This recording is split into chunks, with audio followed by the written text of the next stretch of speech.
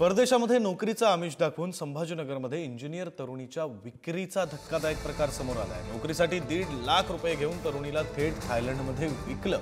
थायलंडच्या कंपनीत करावं लागत होतं स्कॅमिंगचं काम। 2000 अमेरिकन डॉलर भरून तरुणीनं कंपनीकडून सुटका करून घेतली। कंबोडियाच्या भारतीय दूतावासाच्या मदतीनं तरुणी पुन्हा भारतात परतली। परदेशात पाठवणारा कंपनी मालक अविनाश उढान विरोधात मुंबईत तक्रार दाखल करण्यात आली।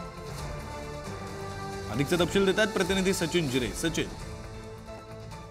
विक्रांत ही मुलगी जी आहे ती या आरोपीच्या कंपनीमध्ये कामाला होती, मात्र त्यानंतर कंबोडिया आणि थायलंडमध्ये जॉब असल्याचं सांगून या आरोपीने त्या मुलीकडून 1.5 लाख रुपये घेतले आणि तिला हाँगकाँगला पाठवले। मात्र तिथे जाऊन अवैध काम त्या मुलीला करायला लावला।